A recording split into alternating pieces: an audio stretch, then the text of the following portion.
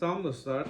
Bugün sizə Amerikadakı vergi ilə bağlı bir neçə məlumat vermək istəyirəm. Deməli, Amerikada legal işləyən hər bir kəs vergi ödəyir və bütün şirkətlər, məsələn 2023-cü ildə işləyən hər bir işçi 2024-cü ilin yanvar ayına qədər işlədiyi şirkətdən nə qədər qazanc əldə edib onun raportunu alır və bir neçə müqavilə növü var.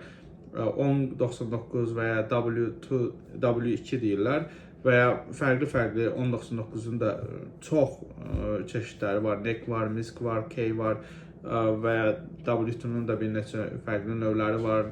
Bonusla işləyənlər, full time işləyənlər, maaşlı işləyənlər, saat başı işləyənlər, bu fərqli növləri var və bunlar ümumilikdə yanvar ayının 30-una qədər sizin işlədiyiniz şirkətdən sizə mail vasitəsilə göndərilir bu formlar. Siz də nə qədər illik qazanmışsınız görürsünüz və nə qədər vergi ödəmişsiniz. Əgər yəni W2 ilə işləmirsinizsə, W2 ilə işləmirsinizsə, vergi nə qədər sizdən çıxılıb və raport eləyəndə bunları zaten avtomatik yazırsınız. Və ya 1099 ilə işləmişsinizsə, yəni siz işlədiyiniz bütün pulu cibinizə qoymusunuz və heç bir vergi ödəməmisiniz. Bunun üçün də işlədiyiniz işə görə rəsədlərinizi yazırsınız. Nə qədər rəsədiniz var, nə qədər nəyə pul xərcləmisiniz. İşləyənlər yeməkdən tutmuş, benzinə kimi, məsələn, maşın üçün istifadə edənlər, maşının xərcləri, evin kirayəsi və ya otağın kirayəsi və ya hər hansı bir internetin xərci, telefonun xərci, bunların hamısını vergidən düşə bilirsiniz. Bunun üçün də siz yanvar ayının sonuna qədər aldığınız bütün formları IRS-ə məlumat olaraq verirsiniz. Zaten sizin işlədiyiniz şirkət IRS-ə bunun bir kopyasını göndərir. Sizə necə göndərirsə, IRS-ə də bunun bir kopyasını göndərir avtomatik olaraq. Sadəcə sizə də göndərir və siz öz əlinizdən də məlumat verməlisiniz. Və sizə gələn məktuba görə, yəni sizə gələn o forma görə, rapora görə vergi ödəmirsiniz. Yəni sizin özünüzün də məsəl üçün hər hansı bir tibbi xərciniz varsa onu göstərirsiniz. Hər hansı bir səyahətiniz olubsa onu göstərirsiniz. Yəni rəsədləri yazırsınız da, belə deyək. Və buna görə də sizə vergi belirlənir və deductible deyirlər, deductible edirlər və siz o vergini ödəyirsiniz. Bu verginin də ödəmə müddəti, yəni raporu vermə müddəti fevral ayının 15-dən aprel ayının 15-nə qədərdir və bu şirkətlərdə fevral ayının 15-dən martın 15-nə qədərdir, amma individualda, yəni şəxsi vergilər 2 ay müddəti var, fevralın 15-dən aprelin 15-nə qədər və sizin bu müddətdə raport eləməyiniz lazımdır və vergini ödəməyiniz lazımdır. Təbii ki, burada müəyyən güzəştlər olunur. Bunlardan başlıcası pulu ödəmək, məsəl üçün 30.000 vergi ödəməlisiniz və ya 25.000 böyük məbləğdə vergi ödəməlisiniz və bunu siz birbaşa ödəyə bilmirsiniz. Bunun üçün də IRS buradakı vergi qurumudur da, yəni əsas Amerikanın bir nömrəli vergi qurumudur. IRS-ə siz istəyirsiniz ki, mən bunu aylığa bölüb aylıq vermək istəyirəm. Bunun üçün faiz gəlir, aylığa bölüb hissə verə bilirsiniz. Bu sizin üçün güzəşt olur. Və ya raport eləməyə vaxtınız yoxdur, işiniz çoxdur. Mən normalda öz vergilərimi özüm eləyirəm həmişə. Amma məsələn, kimisə tapmamısınızsa, eləməyə vaxtınız olmayıbsa, bunun üçün siz IRS-ə müraciət edirsiniz ki, bəs mən vergimi aprelin 15-nə qədər çatdırmadım ödəməyi. Zəhmət olmasa mənə biraz müddət verin və bu müddət maksimum oktyabr həmin ilin cari ilin oktyabrın 15-nə qədər uzadıla bilər. Yəni oktyabrın 15-nə qədər siz vergini raport eləməlisiniz. Yəni bu müddəti bir növ uzadırsınız. 6 ay olurdu, səhv eləmirəmsə, 4-cü ay, 10-cu ay, 6 ay. Bunun üçün müəyyən yollar var. Birincisi, ən başlıcası IRS-ə məlumat verməlisiniz. Bunun form 4868 deyək, yəni 4868 Form 4868 sayılır Amerikada yaşayanlar üçün və bu formu doldurandan sonra IRS-ə bir çek də göndərirsiniz. Məsələn, deyək ki, sizin təxmin edirsiniz ki, 10.000 vergi ödəyəcəksiniz. IRS-ə 10.000-lik çek yazırsınız və ya yazmırsınız. Məsələn, $500 çek yazırsınız. Geri qalanının faizini sizdə aylıq ortalama 5% olaraq, məsələn, ödənməyən məbləğin 5%-ni alır. Bu formu sizə izah etmək istəyirəm, çünki Amerikada olanların ən çox məlumatı olmadığı şeylərdən biridir. Bir də ki, bu formdan başqa hər insan yaşadığı ştata görə bu formu doldurmalıdır. Yəni öz state-inə görə. Məsələn, bəzi ştatlarda bildiyim Nevadada, Texasda, Floridada, Delaware'da, North Dakota səviyyələrində bir neçə ştat bildirəm ki, ştat vergisi yoxdur. Yəni sizin gəlirinizdən bir növ 7-8-10% vergi azalır, belə deyək. Məsələn, 30% ödəməlisinizsə 20% ödəyirsiniz. Bu çox yaxşı bir şeydir. Əsasında böyük şirkətlər, Tesla kimi və ya Amazon kimi böyük şirkətlər bu belə yerlərə, məsələn, Amazon Washingtondadır. Belə Washington da bu arada vergisizdir, state vergisi, income tax yoxdur. Bu ştatlara köçür ki, vergi verməsin.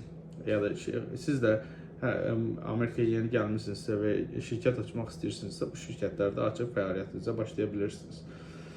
Mən sizə formu göstərim. Mən sizə IRS-in formunu göstərəcəm. Amma əgər sizə maraqlıdırsa, hansısa ştatın, əgər Amerikada yaşayanlar baxırsa videoya, hansısa ştatın vergisinin uzatmaq istəyirsinizsə və bu formu sizə necə tapmaq lazımdır axtarırsınızsa, mən sizə bu barədə linkləri qoya bilərəm, rəsmi linkləri təbii ki. Və siz oradan formu özünüz doldura bilərsiniz. Gəlin formu mən sizə göstərim. İlk öncə IRS-in rəsmi saytına gedirik. Burada Find Forms və Instruction var. Bura girdik. Burada 4868 yazırıq, axtarış veririk və gördüyünüz kimi birinci elə form 4868 çıxır. Üstünə vururuq. Bu bizim applicationımızdır. Çox sadə suallar var və applicationu dolduranda iki hissəyə diqqət eləmək lazımdır. Birinci hissədə öz məlumatlarınızdır, şəxsi məlumatlarınızdır. İkinci hissədə vergi haqqında məlumatlardır. Ad və soyadı yazırıq. Məsələn, yazırıq Turgut. Soyadınızı yazırsınız bura. Adresi yazırsınız. Məsələn, 100 Street. Şəhəri yazırsınız, City. State'i yazırıq, S-T deyək. Zip kodu yazırıq, sıfırlar yazıram 5 dənə. Burası socialları yazırıq.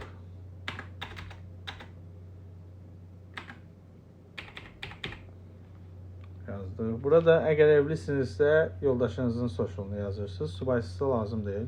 Uşaq varsa ehtiyac yoxdur.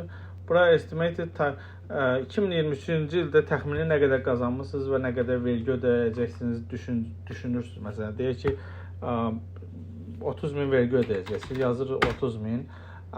Nə qədər ödəmisiniz? Yəni şirkət sizdən nə qədər alıb vergi ödəyib? Yazaq ki, məsəl üçün 17.000. Və balansınız nə qədərdir? Burada yazılıb zaten 4-dən 3-ü çıxmırıq, 13.000 qalır.